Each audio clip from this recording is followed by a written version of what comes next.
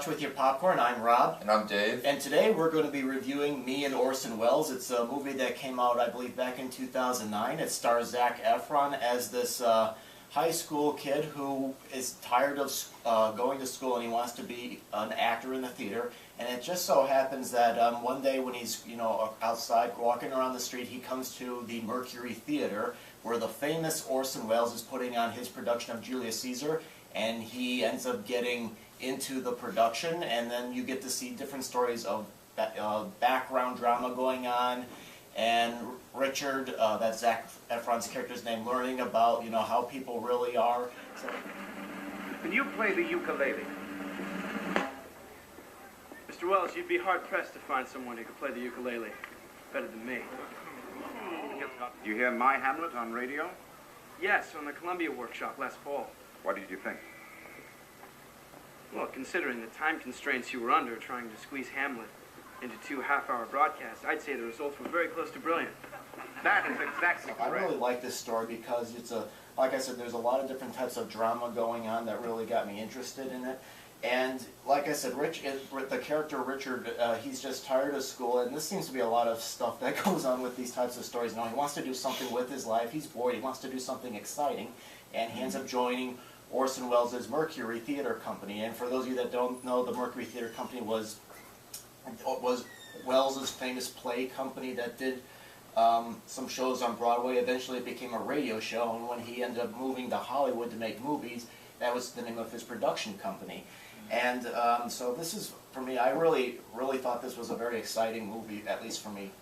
Yeah, to me, this movie was okay. It wasn't the best. It was kind of, in some cases, kind of boring to me, because it's a movie about putting on a play and everything. I mean, it's not really my forte. Well, I think the movie's a little bit more about that. It's not just about putting the play on. It's also a coming-of-age story. You have Richard, who is, he's learning a few things. Like, there's moments where he's cocky and he thinks he knows everything, but then he has to realize, that there are consequences for his actions.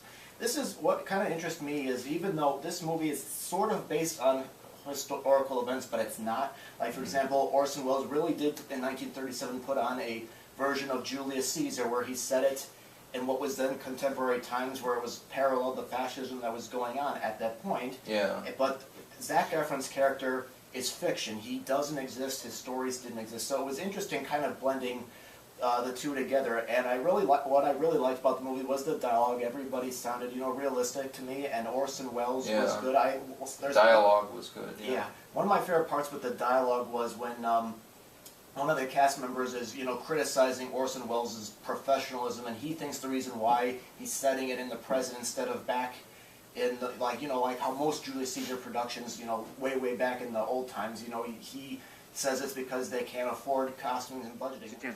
You are a gentleman, Mr. Houseman. He is an arrogant... I am Orson Welles! And every single one of you stands here as an adjunct to my vision. You want a career in the Mercury Theater and in everything else I plan to do? Then remember one simple rule. I own the store. You don't like the way I work here? There's the door. Find somebody else to star you on Broadway. Really wonderful scene where Orson Welles and his producer, John Houseman, are arguing, and he's talking about how he's doing these crummy radio shows in order to fund this project, and you do see some hints about what Orson Welles did. He would do commercials and movies, some of them that he didn't want to do, just to fund his projects. So you see some similarities. Yeah, the acting in this is pretty good, and I like the costumes. I mean, it was like weird to see it's a version of Caesar, but they're wearing like German uniforms and whatnot instead of ancient Rome and everything. Mm-hmm. Yeah, because Orson Welles was a big fan of re-examining theater, and this is something that I've seen a few actors even today talk about. They want to find a new way to tell the story of an old play, and Welles complains in this movie that a lot of John Gielgud and Laurence Olivier, when they do Julius Caesar, they set it back, in the time period that it was, where it takes place. But he is using this to make parallels to what's going on in contemporary life, which I liked. Yeah. It was very refreshing to see that. And you also, for people that want to know what it was like to perform in radio, there's a scene where you see Orson Welles perform in a radio show, which was good too. That was a good scene, yeah. Mm-hmm.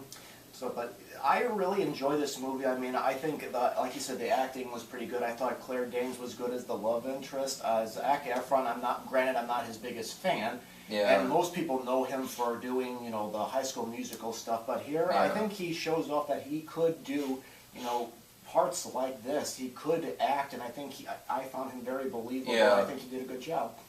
Yeah, everybody that was in this movie did a good job. It's just some of it was just it wasn't my favorite type of thing. So anyway, I'm gonna give it a mild see it. Okay. Popcorn. Okay, well, I'm going to go full out. I think this is definitely, I mean, granted, perhaps you do have to be sort of a theater person to get into it, but I think if you like dramas, you like very good acting, you like story and good dialogue, or if you're even a fan of Orson Welles and who he was and what he's done, this is a must-see. I really enjoyed the movie. I think I would definitely recommend this to anybody with their popcorn, so this would make a very good rental, I think.